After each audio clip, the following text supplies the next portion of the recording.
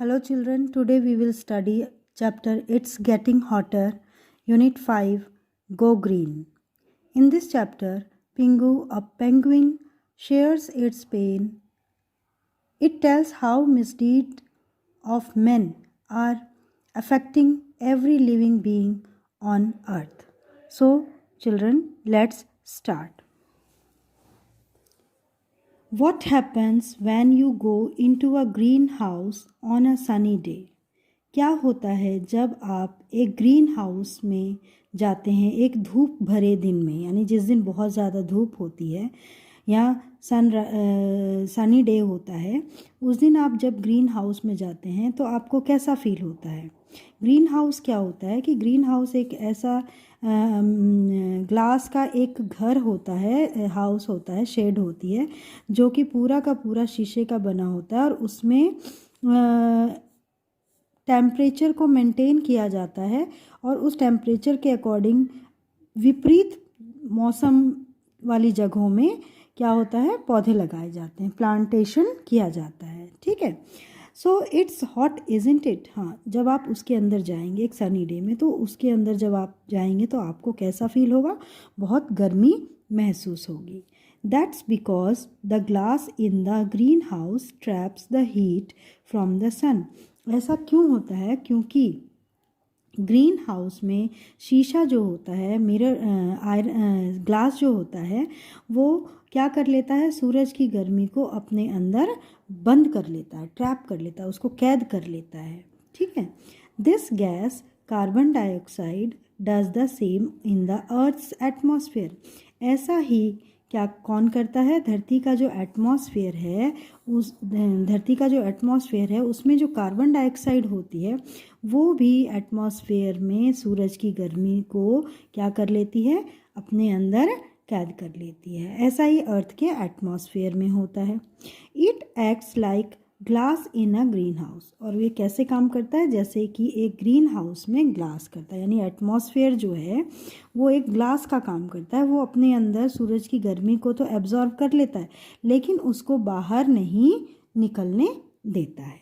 ठीक है ना, जैसे कि हम जब सर्दियों में के मौसम में ब्लैंकेट या रज़ाई हम ओढ़ते हैं तो जो हमारी बॉडी की हीट होती है उससे रज़ाई क्या हो जाती है?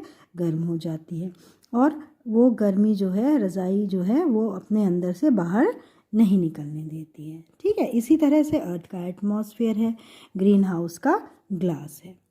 It acts like glass in a greenhouse doing the same in my feathers do when I am swimming in the very cold sea. अब पिंगू जो है वो कहता है ये ऐसा भी होता है जैसे मेरे जो पर हैं, पंख हैं, वो भी जब मैं ठंडे समुद्र में मैं तैरता हूँ, मेरे स्किन को, मेरे जो पंख हैं वो अंदर तक गीला नहीं होने देते हैं और वो मुझे सर्दी से बचाते हैं और मुझे गर्म रखते हैं।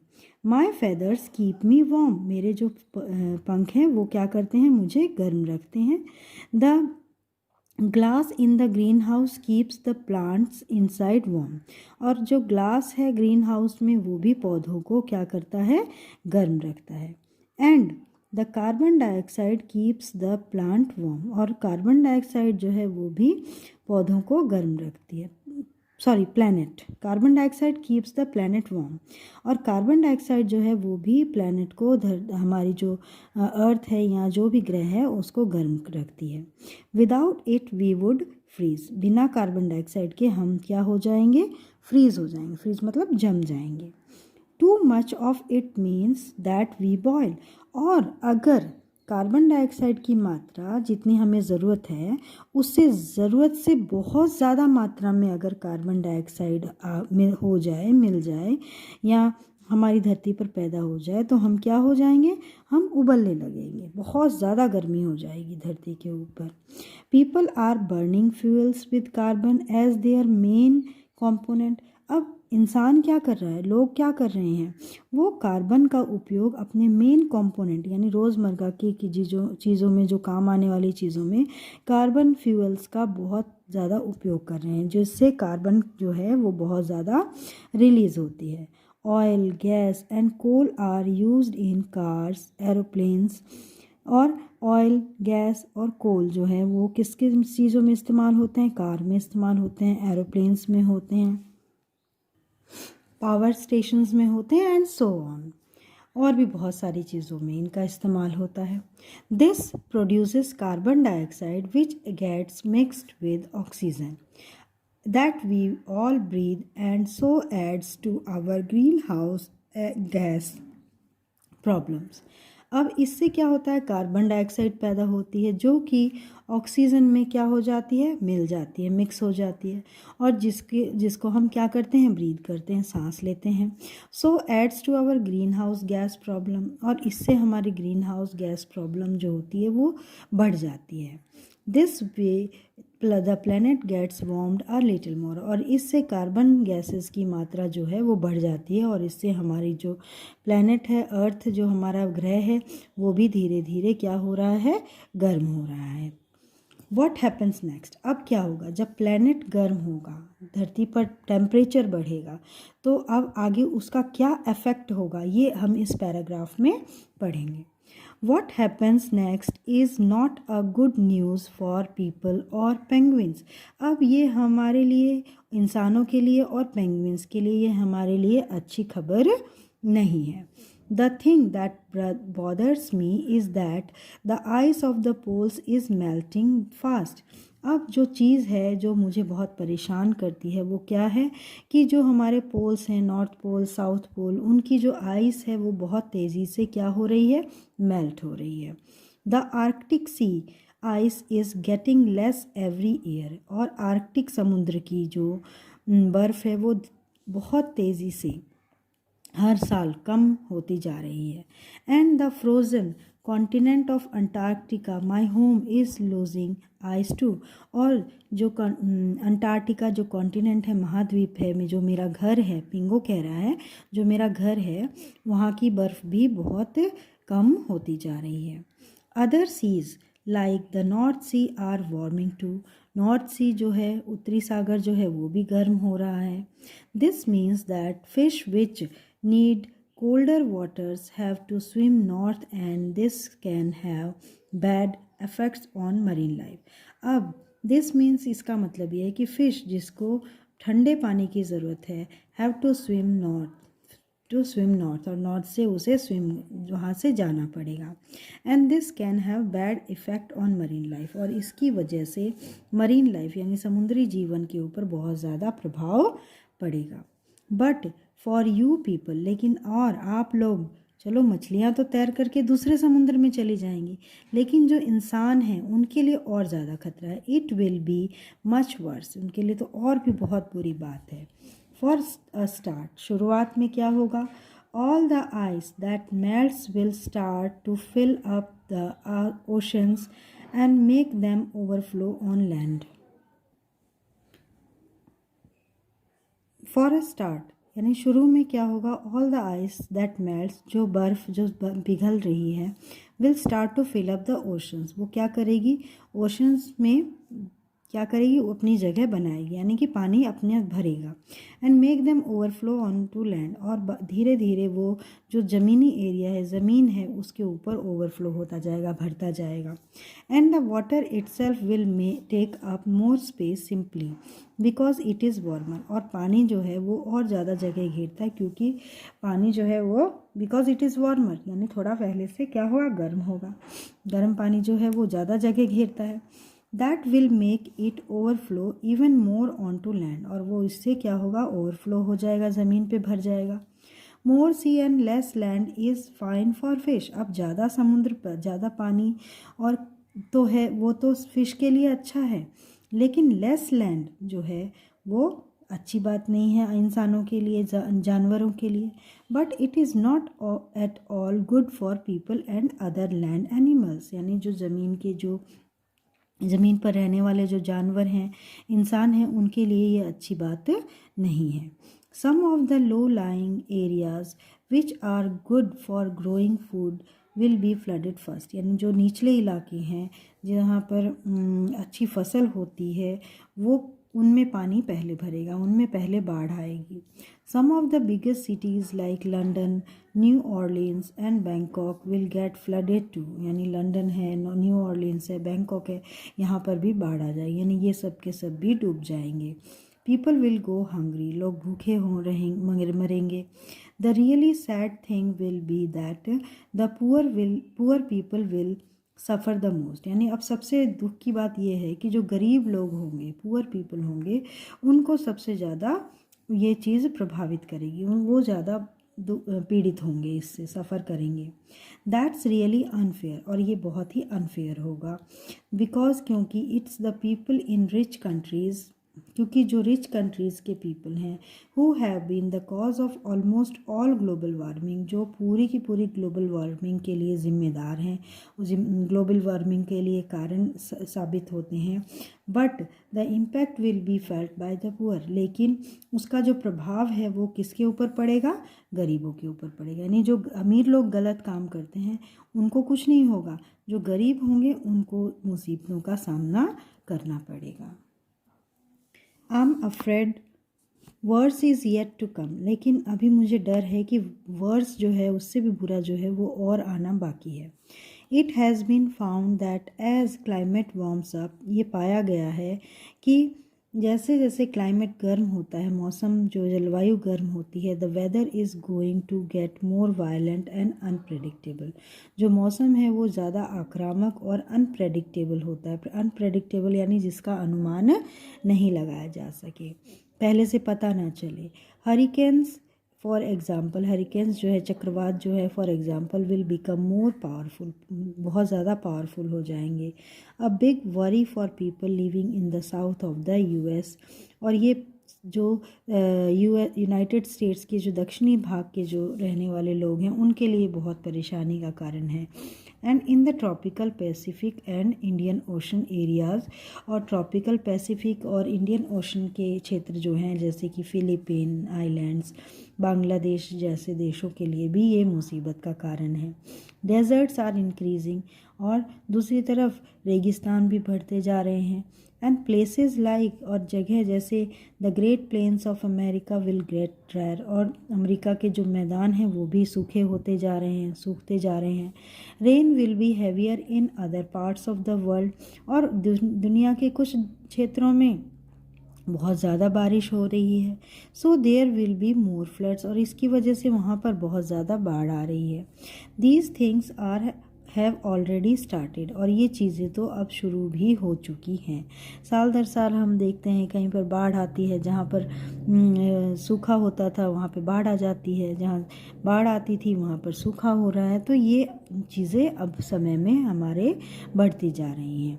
और अब आप देख लीजिए हमारे वर्ल्ड में एक बीमारी ऐसी फैली है कोरोना, जिससे दुनिया के बहुत सारे लोग मर चुके हैं, और ये अभी भी ख़त्म नहीं हो रही है। सो अब उसकी कोई दवाई भी नहीं बन रही है। तो इसके लिए हमें सेफ्टी की ज़रूरत है, और सेफ्टी क्या है आपको पता है कि we should have wear mask when we go outside from the home.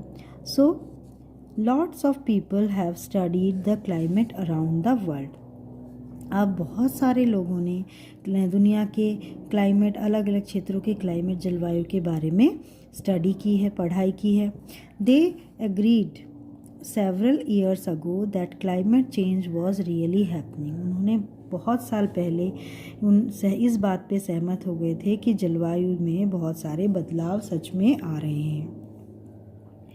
As a result, इसी के परिणाम स्वरूप all countries in the world came together in a big conference at Kyoto in Japan.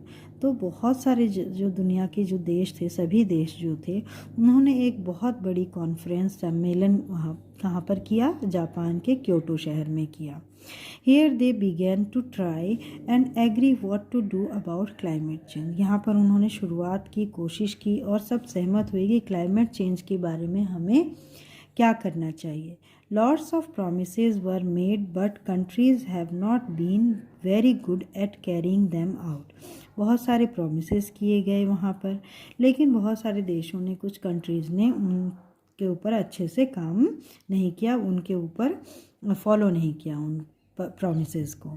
Since then, और तब से, the evidence of change has become stronger and stronger, और धीरे धीरे ये चीज़ें जो मौसम में बदलाव है या पॉल्यूशन है ये धीरे धीरे बढ़ता जा रहा है।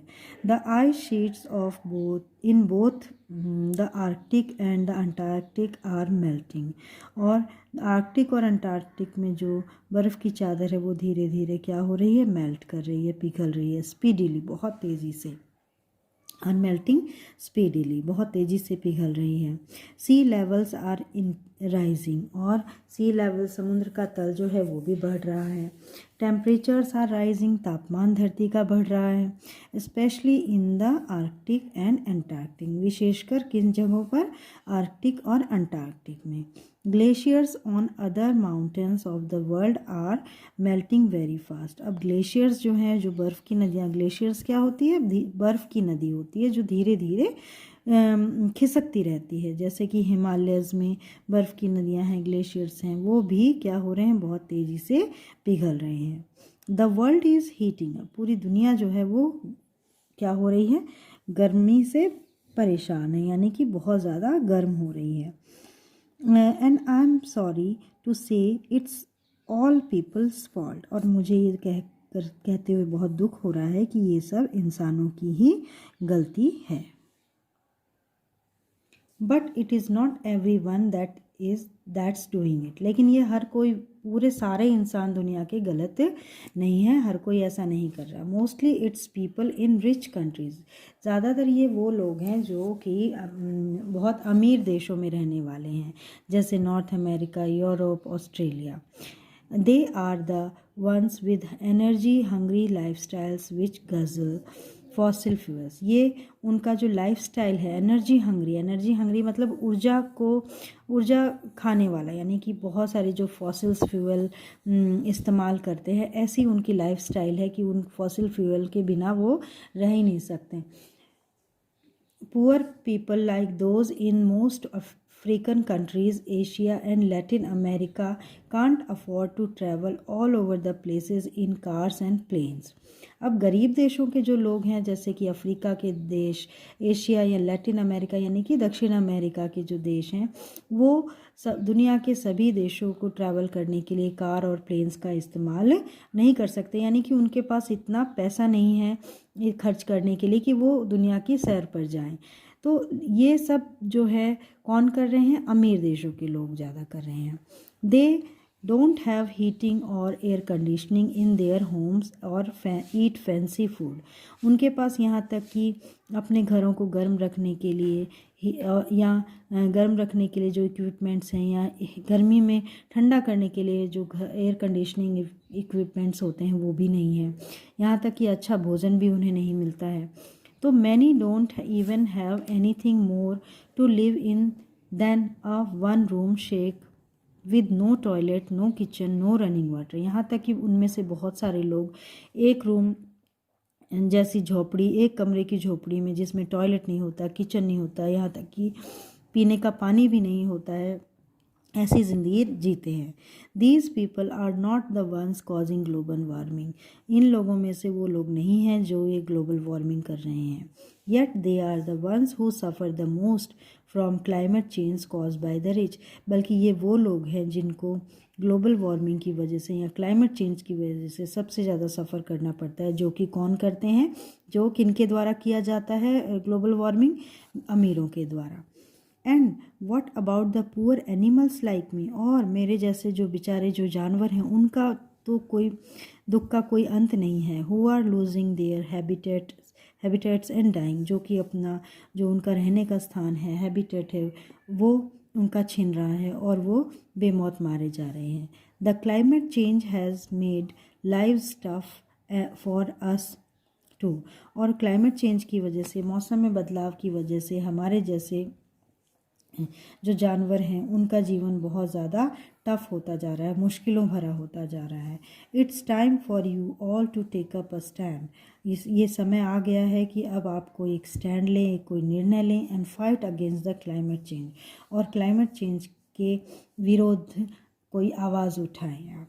Help us to fight this battle for the survival, हमारी इस लड़ाई में हमारे जो जीवित रहने की जो ये लड़ाई है उसमें आप लड़ने में हमारी सहायता कीजिए। सो I hope students you all have got the chapter, you all have understood the chapter. Thank you.